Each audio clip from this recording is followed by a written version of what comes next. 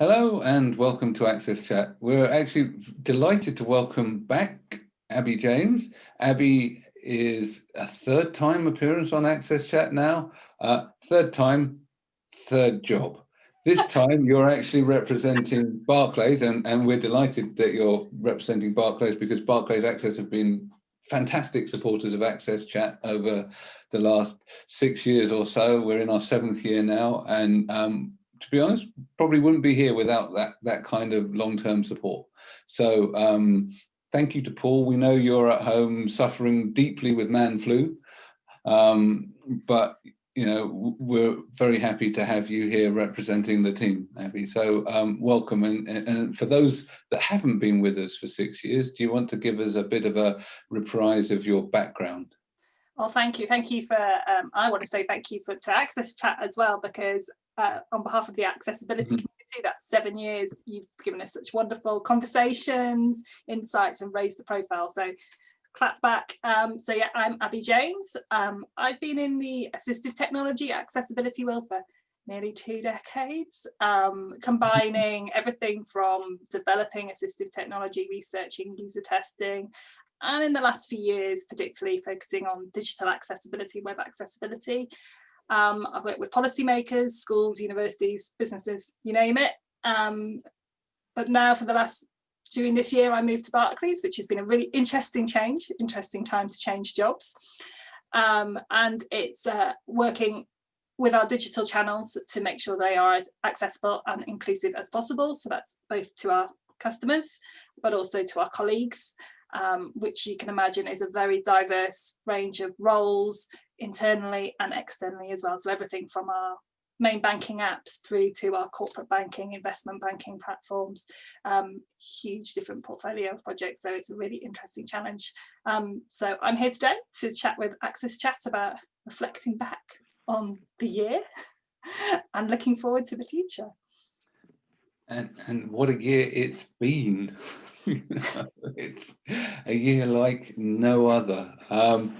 So I guess, I mean, I was having a conversation about this just before we came on air, actually. What have we learned? I mean, it's not all been negative, right? So I think, you know, what have the positives been? You know, we can talk about the negatives for sure, but actually, what are some of the positives that you've found in 2020? I think some of the positives have been around how quickly we can adapt systems and how some of the things that people with disabilities or different needs have been asking for a long time have now become mainstream. So, you know, things like captioning and working from home, all these things that we're seen as that's an additional adjustment, accommodation. Now it's just part of our lives. So I think, you know, from the disability and accessibility community, there's been some really key improvements, positives that can impact some people's lives positively. We've actually, I think, by having to make digital first the priority, the fact that we're completely reliant on digital channels for quite some of our essential services has meant that those of us who really wanted to use those digital channels have benefited from it. You know, we've seen education going online. We've seen, in my field, your banking apps and online banking being the place where you can do pretty much everything. Whereas before it might have been, well, actually, you've got to go to the branch to do X, Y, and Z. And some of our public sector services have become really streamlined and efficient, and we've demonstrated how quickly you can roll out new services. So, yeah, I think there's some positives to take away from that, things that we can definitely learn from.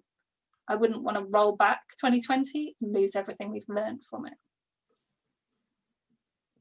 Deborah, phrase of 2020 was "you're on mute." I know, really. It's a game that we play. Who's going to be the first speaker to not to start talking on mute? I was on a panel yesterday, and one of the speakers just kept doing it. It's so easy to do it, but I agree with Abby that, you know, we have had some blessings from 2020. I also agree, though. Please, can we not do this year again? Please, can we not? I don't want to lose, as you said, I don't want to lose what we've gained, but wow, it's been intense. And I really like you said, the captioning, now we understand more and more access issues because it's impacting the rest of the society, whereas this has been impacting people with disabilities forever. So I'm really glad. I'm starting to see more corporations focus on corporate digital responsibility as well as part of their corporate social responsibility, which gives me hope. But it is interesting because I think now when you talk about accessibility, people know what we're talking about and even in more powerful ways. I remember years ago, I've also been in the field a long time. Years ago, I remember saying to somebody, and this happened multiple times, but well, your website has to be accessible. And they're like, oh, it's accessible. You can get on 24/7. Remember when they used to think that was what accessibility was? Well, no, it's accessible.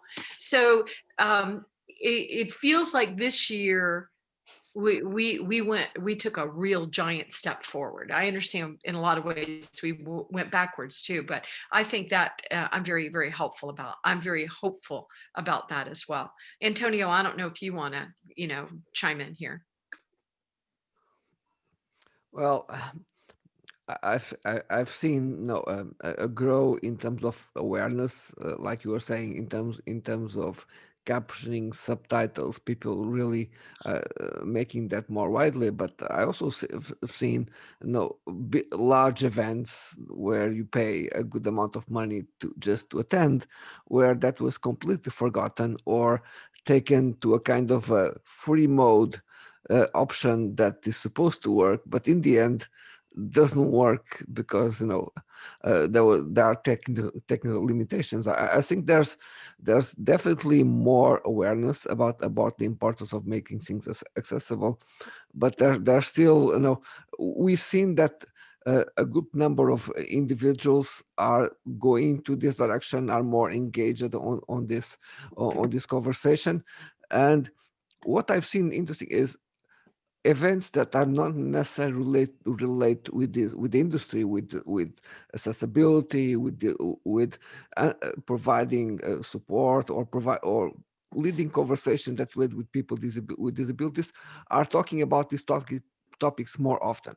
So events that we have discussions around smart cities, topics that relate with design of the footpath, design of the spaces, building apps. They are starting to have more discussions on these topics by themselves. So outside the usual suspects of discussions on accessibility like we are. So I've seen a grow on that.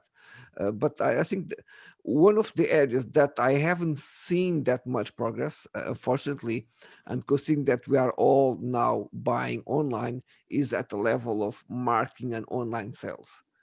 That is a space that I've seen this year as an opportunity for that space to understand the importance, but I haven't seen the grow as I expected, considering the opportunity that is there. Yeah, very well said. And, Antonio, you made me think about this, and I'm going to be terrible and use Abby and Neil, who are AT experts. But another thing that I saw was people starting to understand how the community of people with disabilities use assistive technology. And I know that I was really proud that Rosemary Musacchio, who on my team, she's our chief accessibility officer. She also happens to be a woman that is nonverbal. And she did a keynote speaker with two other very talented women, Suzanne, the chief accessibility officer, Suzanne Montgomery from AT&T, and Jessica from Microsoft. And the audience, as she had to pre-record her answers because she's nonverbal. And of course, the very first question she went to answer, the technology didn't want to behave, but we had a backup plan and then it worked. But people were blown away watching the process. And so that made me hopeful. But There's still people, including people in our audience at Access Chat, that don't believe that the community needs assistive technology. And I'm always puzzled by that, because assistive technology, your if you make your website fully accessible so that I don't have to use my assistive technology, which, by the way, I want to use my assistive technology if I use it. I actually have to use that assistive technology to navigate to your website. And so there's a lot of confusion being introduced by our community, the accessibility community, about assistive technology. And I was just wondering if, that was something that y'all wanted to comment on. And then I know, Neil, you had a comment too. So that's fine. We're actually, Abby's been in here so long. She's a pro. She's queuing herself up. So absolutely. The first thing I was going to say was what we've got now is an increased awareness, but it's awareness versus know-how. So what we've now got to address is the know-how, because now that people know that it's a thing and know that it's a need, we now need to get them to the point where they actually are competent in addressing that need, and consistently. And I think that obviously assistive tech has a part to play in that. I use assistive tech in lots of different scenarios on a daily basis, whether that be simple settings or the sort of more traditional text-to-speech and word prediction and so on that Abby and I have been working on for those 2 decades that she mentioned. So I think that if you rely on assistive tech, it's great to build assistive tools into your products. And we've seen lots of that happening during COVID, but that's not creating an inclusive ecosystem, right? The inclusive ecosystem is still through your device, through your operating system. So if you really need the assistive tech, then you're going to need to be able to use it on your device to be able to get to the websites, the products, the services, etc. So by all means, build inclusive features, but don't stop being accessible, because actually your inclusive feature might not be the one that someone needs. But if you design something to be accessible, it will be interoperable with the assistive tech. Yeah, that's really good points. And I think, with always with 2 things, there's 2 sides to this. There's us trying to deliver services and technology and awareness. And there's the really big challenge of how do we get the technical staff up to speed and up to standard. And one of the things we found at Barclays, and we're really ramping up now, and we're really focusing on, is actually making sure our core components, our core design system, our documentation, all the designs have accessibility from day one. That inclusive design process is there, because what actually happens with awareness but without knowledge is it makes more work, because people attempt to do them wrong. You have to go round in cycles. But actually, great to have awareness, but you've got to have knowledge as well. There's IAAP, there's Neil's great work with within the university sector. I can't remember the name of it now. Institute of Coding, but also Institute of Coding. Yeah, and the work we've done, I've done with the University of Southampton with free courses. We need to get that all embedded as what we expect when we're employing developers and designers, that they really understand what inclusive design is and accessible development. But we also face, there's a different challenge of actually the people who can benefit from accessibility and assistive technology. And, one of the things that we managed to do during COVID at Barclays was we have a flag on any customers that we think might be vulnerable or need extra services, and we pulled out to them. We made sure they had priority on the phone banking systems. We offered them services like home cash delivery, but we know we're not reaching all our customers. We know that number is quite small because people don't come forward and say to us. And actually, one of the lessons to learn, one of the things that we've still got to learn from 2020 is, as we have reduced our face-to-face contact with customers and clients, is how do we find out what they need? We've talked a lot in the community about having to do remote user testing now, but actually that ad hoc for us, that's our face-to-face banking staff in the branch, picking up on what customers are saying, and explaining to them how they could use the app or how they can change their settings on their computer. All that's gone at the moment, that face-to-face support. So as a community, sort of one of the lessons we still have to learn is, how do we get everybody embracing all these wonderful tools that are out there, but also how do we do that when we can't see them face to face? We can't actually engage with them through digital anyway. So then, that's a negative from 2020 for me, but something to learn from. Abby, I was in the banking industry for 25 years, and I know that I left the banking industry when I became an entrepreneur in 2000. So it's been 20 years since talking about 2 decades. That's how much older I am than you guys. Anyway, don't get to age. Don't get distracted, Deborah. But I remember when I worked in banking, we always were trying to educate our customers on how to bank with us in the most inexpensive way for us as a bank. And I'm being a little cheeky, but we want to support their needs, but we really wanted them to use our technology. Once again, a long time ago, I've been in banking. But it seems like with COVID-19 and us all coming home to stay safe, that some of that stuff we were doing in the banking industry, really trying to guide the customers to the technology online, some of that is also accelerated during COVID-19, because if customers I know that got used to going into their branches, and it was almost a social activity for some of our elderly people, and all of that was stopped. So I was just curious, did you see from that perspective customers getting more engaged with the technology? I know that Barclays is really good about that. I wish Barclays was in the United States as a bank, because I would.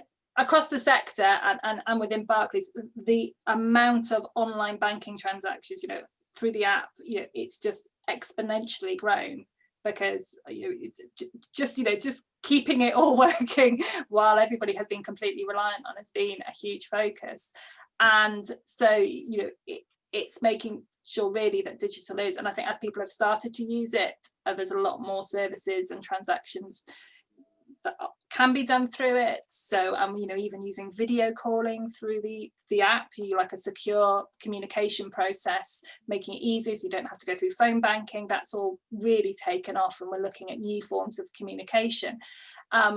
Likewise, the other side of that is actually, as a team, it's a bit more of a stick, because before it was like, well, they can go into the bank, we can just say go to the bank, and now we're like, no, you've got to make sure that it is accessible, that it works for everybody, which is a continued challenge. It's always a carrot and stick process, but I think that that is one of the good things that can come out of COVID, that it's really put, as well as the wider picture of inclusion as a whole topic, as the widest definition, is very much high up on the agenda, both within Barclays and other corporate organisations. But it's really like, no, we've got to make sure this works for everybody, because this is the only option now.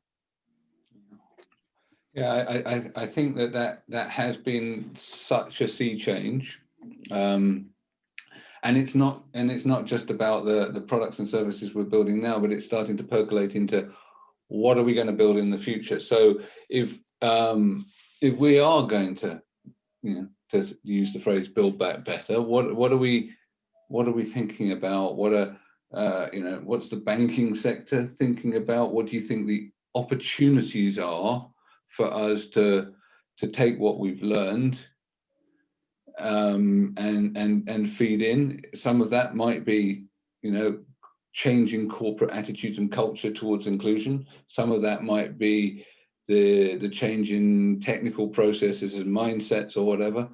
What do you see, short, medium, and long term, will be the stuff that we can do to improve? So I think one of the areas that Barclays had already started to look at 2019, but is really coming to keen focus, is actually looking at our suppliers and the technology we buy in, which particularly affects our colleagues. Again, they're working from home. tens of thousands of people working from home within Barclays. We've had to really change how they're supported, but we've looked at our internal systems and found that, a significant amount have quite major accessibility barriers. So we're working with those suppliers, highlighting the ones we really need to work from, and as a lot of big corporates like Neil you work for and I work for, we take accessibility seriously and embed it within ourselves, but if what you're building on and what you're using has its limitations, we really need to go out to those private companies which are outside of some of the stricter regulations and laws, and make them understand and raise their awareness. So it's about spreading the word, as we do through activities like this and other events. But I think that is something that we really need to make sure that we continue the focus on. I think that's the big challenge in terms of building back better. It's really about how do we get that disabled customer and colleagues' voices into building back better. Building back better has got to be better for everybody, and if that means tighter regulations or ensuring that digital and first is actually digital and inclusive first as well, and that knowledge is really built into every requirement, that's really important. So I think 21 will be different, won't be like 2020, but I think we could be sitting here this time next year going, oh, can't do another one of those again, just because the challenges are going to continue. Yes. But I think that, and that's also, we've got to learn that we can't all run at 150%, and we can't build technology super fast rate all the time. We've got to actually stand back and think, okay, if this is the new normal, then how do we make sure that our community is embedded with almost decision making, that design process of the whole community, and to make sure that everybody who's involved in now these digital channels and digital platforms really understands their needs. And that's not just from a corporate world as well. Previously, when the last time I was on Access Chat, I was talking about public sector regulations. They're facing a similar challenge, that actually everybody who builds an app and a website needs to understand how they can impact somebody's life. Wow, Abby, I could sit and listen to you just forever. You are so brilliant. I always am amazed by you.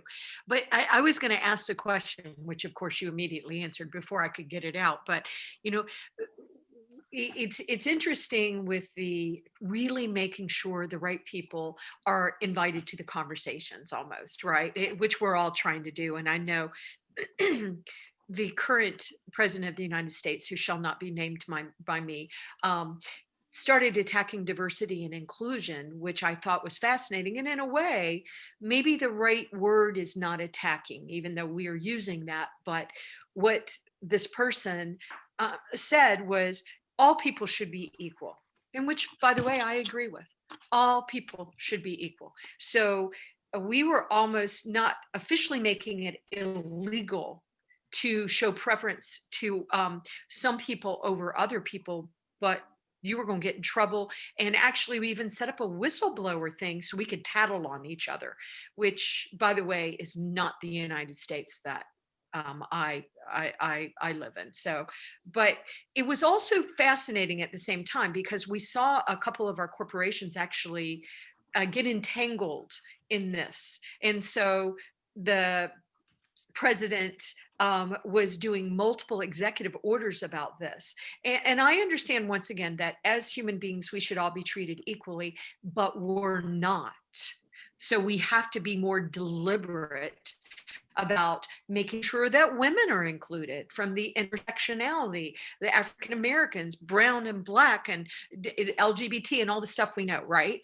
But there were two corporations in the United States, Microsoft and Wells Fargo, that announced that they were going to be very deliberately hiring brown and black talented workers. And they got in trouble with these executive orders, because you're not allowed to show preference to brown or black. So it was interesting. And I get that in the future, we want everything to be equal, but it's not now. And so how do we, so it was interesting watching that attack and allowed us to all come together and fight together for the cause. But how do we, once again, make sure that the right people are in the room so that we don't, just go right back to the old way? And you talked about it a little bit, but I just think that's something that we really need to continue to explore. And I'll make you one more comment, Abby, for you to think about this, and Antonio and Neil as well. But I remember one time I've been saying a lot too, and so have others.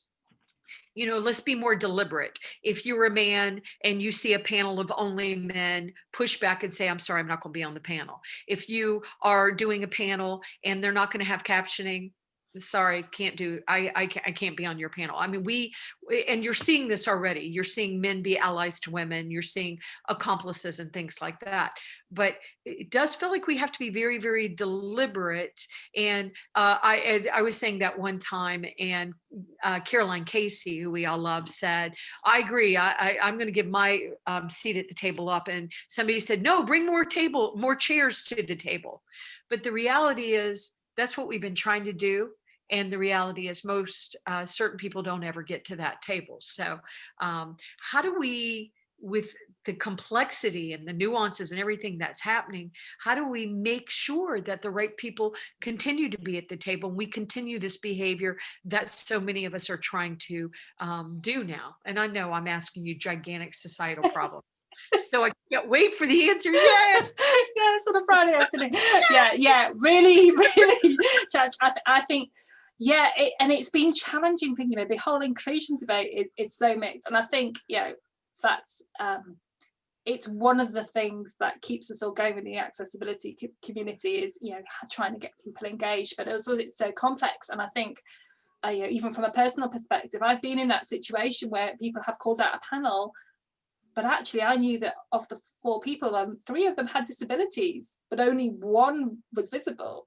And so we also have to be, careful in the disability area, that so many people have hidden disabilities, and so many people are vulnerable or disabled. But we know they need help, but they might not identify as that. So it's also the identification problem. So I think we need more people to engage and realize that it's not just a would be nice. It's a right. It's not just please tell us. Why not use this end of year period in December to leave some feedback? And whenever I'm doing user testing, I always say, no feedback is bad feedback. I don't want to hear yes, all right. I want to hear exactly what you think and any information you give. So it's about how do we engage everybody. We have the structure to adapt things to help people with disabilities. We can prioritize them. We have expertise in the field. We can bring people to the table who can explain those needs and requirements.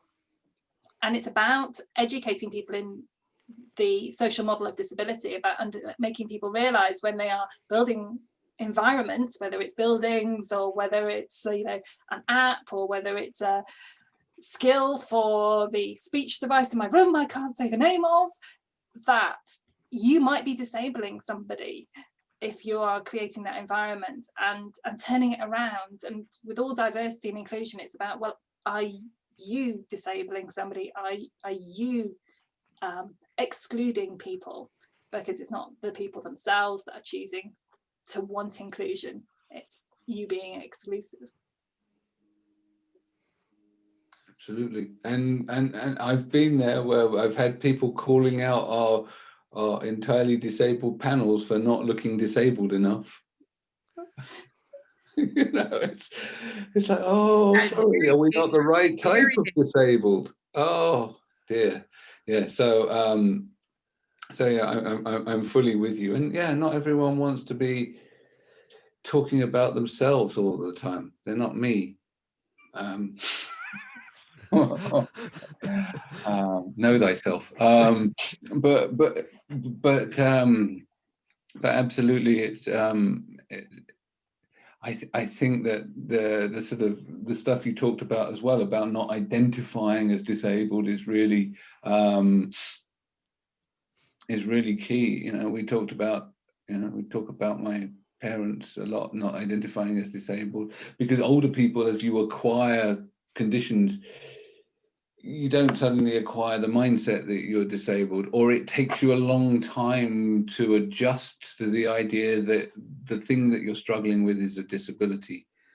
So I think that if we frame services as inclusive and easy to use and show the benefits without going, oh, this is a special service for disabled people, then that large cohort of people that don't identify as being disabled are much more likely to engage with it.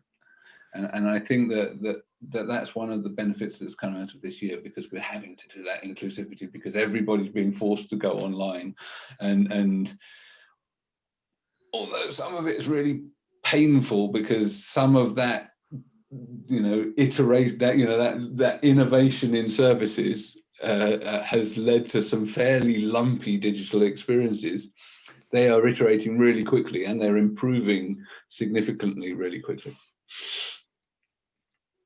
So I think you wanted to ask us some questions. Yeah. So wonderful chat as always.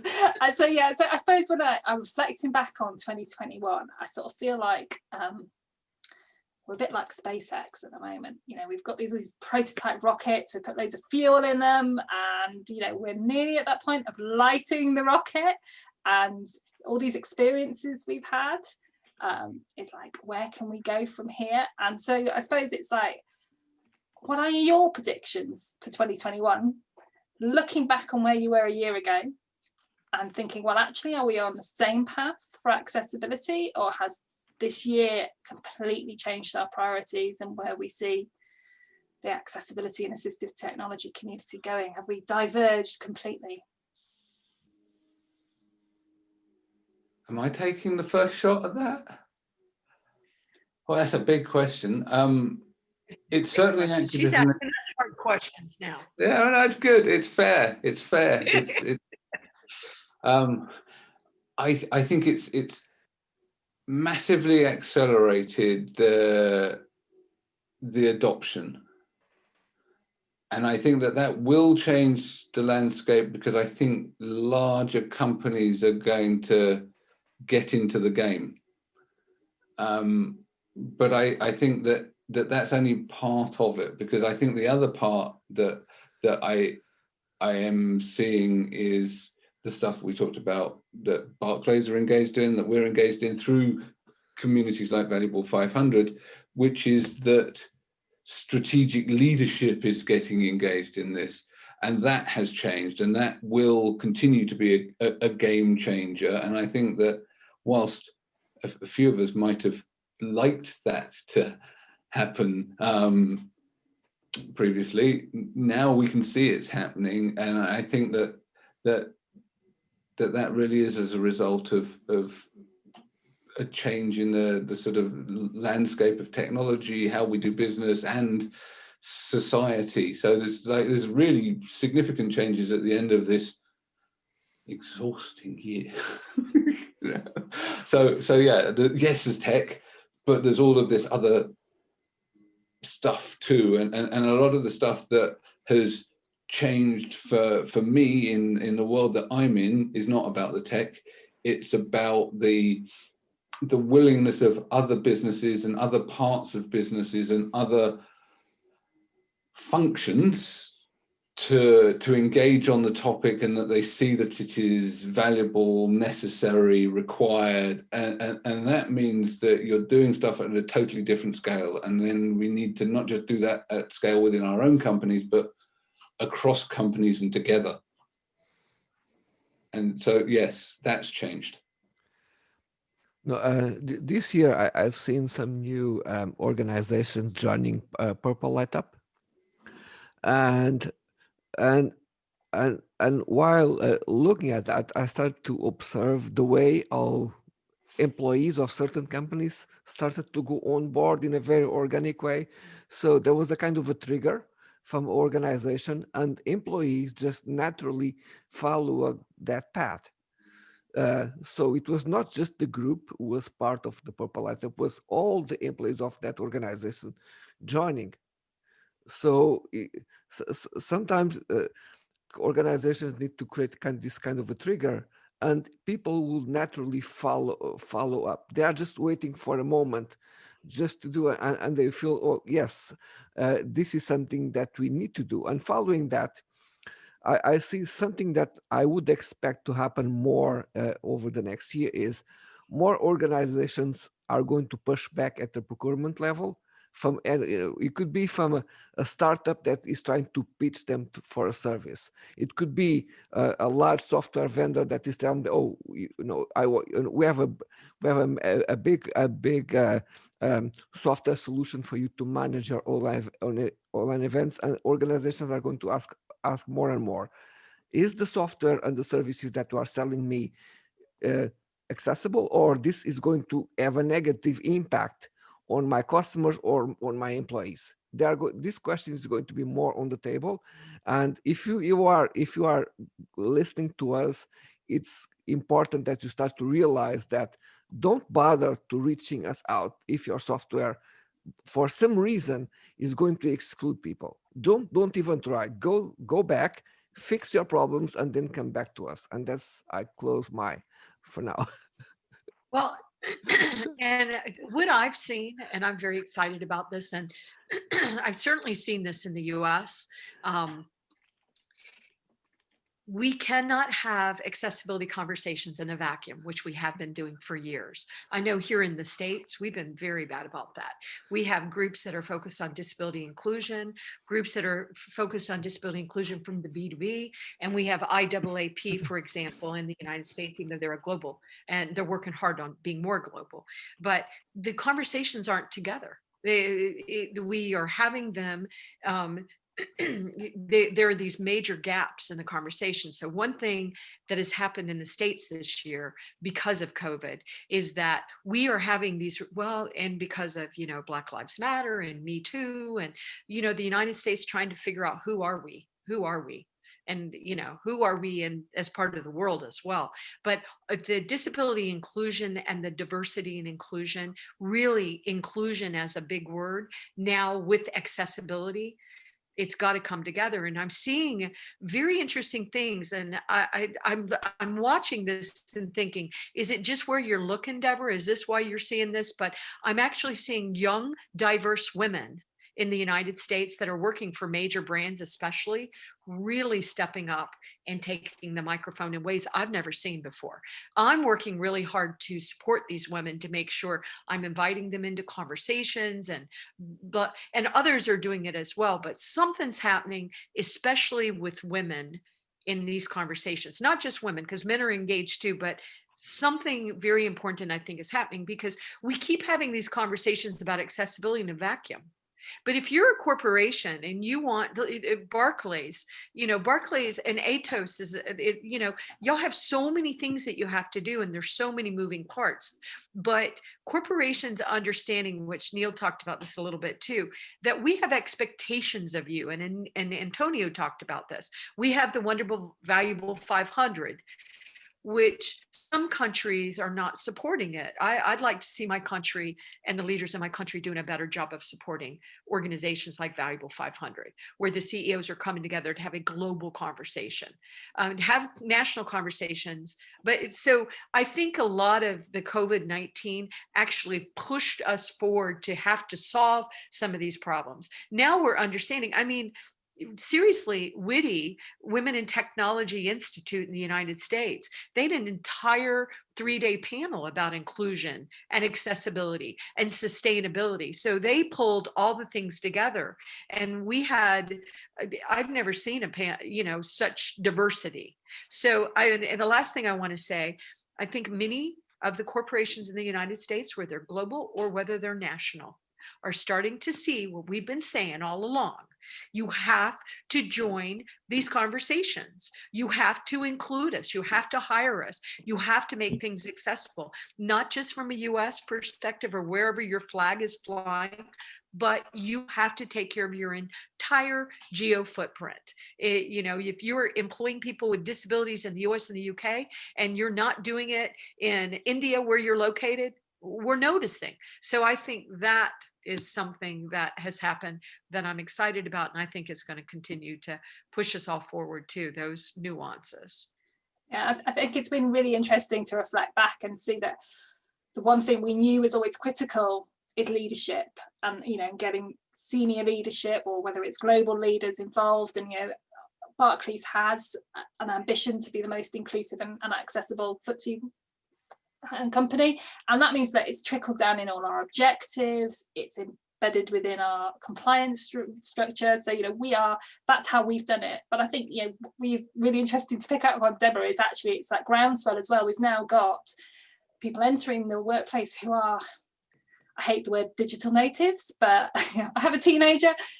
For them, they're just like, well, why wouldn't you do this? Why can't I do whatever job I want? Why haven't you made this app that can change colors and change the font size and do this, that, and all these wonderful things? So to them, that they're sort of coming into the workplace and reflecting on these barriers and going, why are you doing this? And it's about making sure their voices are there. But really reflecting back, it's been a really challenging year. So I'm going to pose one final question. What are your New Year's resolutions? Come on, Neil, your turn. I think Deborah's was to find the mute button. I know, really. Consistently. Oh, I don't know. Is it to say yes more or no more? I can't decide, because I've said yes to an awful lot of things, and I'm pretty tired, but at the same time, through saying yes, it's making these connections. My New Year's resolution is actually to help push more of the people working around me into the foreground, and let them take some of the responsibility and the credit for the great work that they're doing, so that we can have more people there adding to our voices. So that's what I'm going to do, and that might enable me to say yes and no. Yeah, but that's a beautiful one. Antonio, you want to go next? We'll stay with the theme. Something, one thing that I need to do more. Okay, I really need to make sure that I read more. Okay, I have so many things to read, so I definitely need to catch up with my reading that is really late. The other is, I've been reflecting a lot in relation to some of activities that I do online, and one of the things that I really need to do is I need to. I know it's not easy because the source of information are not easy to find, and is about sharing more diverse content coming from different parts of the world that relate with our favorite topics. It's very difficult. Sometimes it's not easy to find in the normal sources. So that's something that I really want to do. We know that the web is naturally in favor of your country, Deborah. In terms of communication and news. The US is basically driving many of these conversations happening in the online space. And sometimes we get this idea, there's so many things, so many bad things happening in social media, but that somehow relates more with the United States than with the other countries. So because probably if we go to other parts of the world, probably we don't observe that level of negativity. So my resolution is more to focus more and trying to find sources and people from other parts, and be more proactively sharing content from other parts of the world, not from the current ones that I've been using. Ooh, that's a really good one.